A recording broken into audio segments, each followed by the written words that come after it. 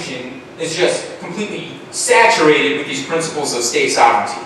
Article 1, Section 3, Article 1, Section 8, Article 2, Section 2, Article 4, Article 5, the 9th Amendment, the 10th Amendment, all this has to deal with state sovereignty, making sure that the federal government stays extremely limited so that way we, as individual citizens, can have the most influence over local government so that way we can protect our rights.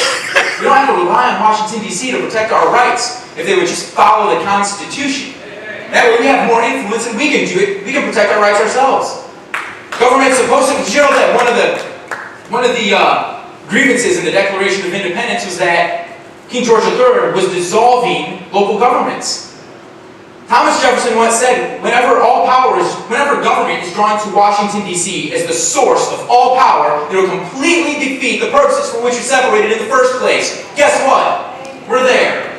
We've come full circle on so many of the grievances that our founding fathers put in the Declaration of Independence, and all government power has been drawn to Washington, D.C.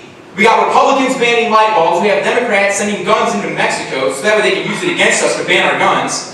We've got bureaucrats that are raiding organic groceries and Amish farms to prevent them from selling milk, and all of this is coming from the federal government.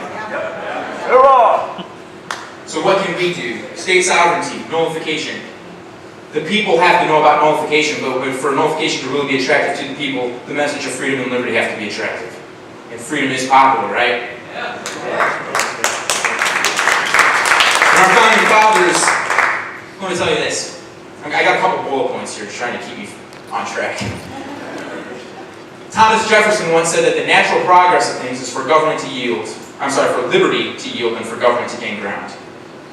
That's the natural progress. In other words, if we just vote for American Idol but don't vote for a state rep or a U.S. president, the natural thing that's going to happen is government's going to gain ground. But we're all going to lose our freedom. But we're not going to think that we've lost our freedom because we get to choose between Taco Bell and McDonald's on our way home from work or school. But the point I'm trying to make, though, is the natural progress is for government to gain ground and for our liberty to yield. When our founding fathers signed the Declaration of Independence, they said, we pledge our lives, our fortunes, and our sacred honor. And today there's too many people that don't want to get involved in the campaigning process. Listen, you can't count on the wrong person to do the right thing. So if you want to change government, you've got to change the people in government. It's not enough just to get out there and yell and have rallies. You've got to get out there and get involved. Because somebody's going to win in November 2012. Somebody's going to win. And one thing my drill instructor told me when I was on the Marine Corps is whenever you're faced with the decision to win or lose, you better always decide to win. Otherwise, you'll always be a loser. We've got people overseas. Several of my Marine Corps brothers are overseas right now.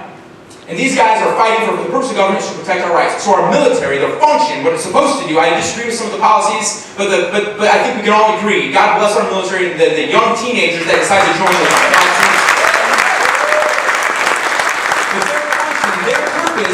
The purpose of the military is to protect our rights also. And so let's just leave all the policy behind. Let's just look at that for just 1 second here.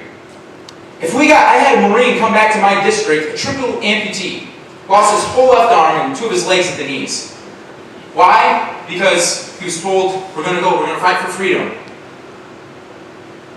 Our founding fathers pledged their lives, their fortunes, and their sacred honors. People in the military are giving life and limb. But there's people here that won't put a yard sign in their yard for somebody, for a constitutionally minded candidate, because they don't want to offend anybody. You know what? It's about time. You know what we need right now in Missouri, Kansas, everywhere else? We need some people that got some backbone that can stand up and say,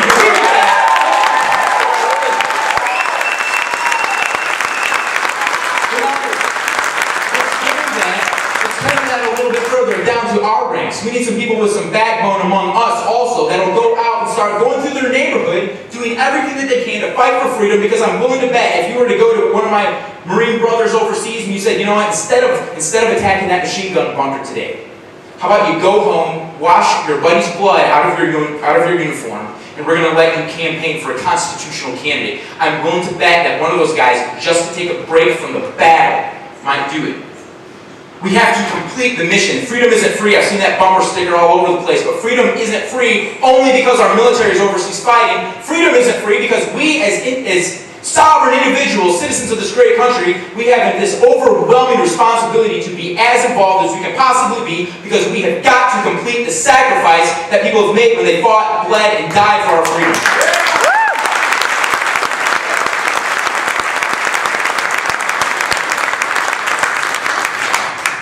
And people they have to know about the principles of freedom and liberty. They have to know what? It's an attractive message. There's people that voted for me that otherwise wouldn't have, except they liked what I had to say. And all I had to say was, you know what? I'm for individual freedom and a limited government that operates to protect your rights and your ability to pursue happiness. Recently, the federal government, they passed a defense spending bill. When Nancy Pelosi was the Speaker of the House, she slipped a hate crimes amendment into it.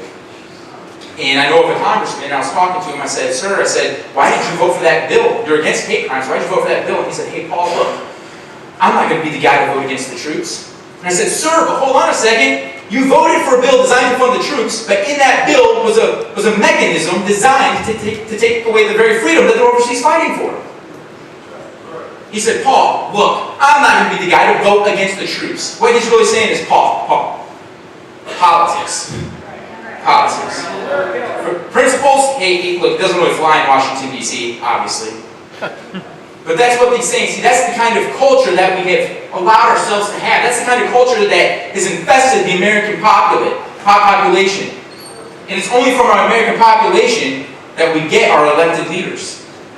Individual responsibility. George Washington said that indispensable supports of our freedom are morality and religion. In other words, what he's saying is we have to exercise personal responsibility and self-govern. Because if we don't, then that's the kind of people that we're going to be getting. And right now, there's a movement sweeping across America, and people want real, liberty-minded change. That's what they want in America. People want it because it's a attractive message. Thomas Paine, when he first came to America, he said, when my country, into which I had just set my foot, was set on fire about my ears, it was time to stir. In other words, what he's saying is, if you're not getting involved, if you're comfortable with what you're doing, you're not doing enough. That's right. Because sacrifice is relative.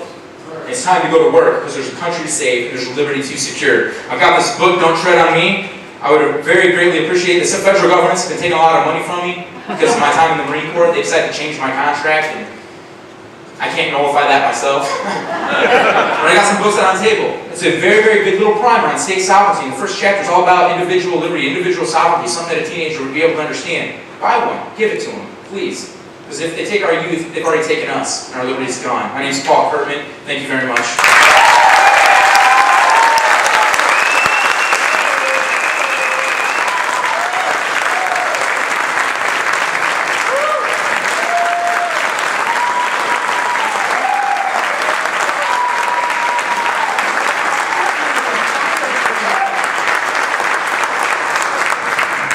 Thank you, Paul. Excellent speech.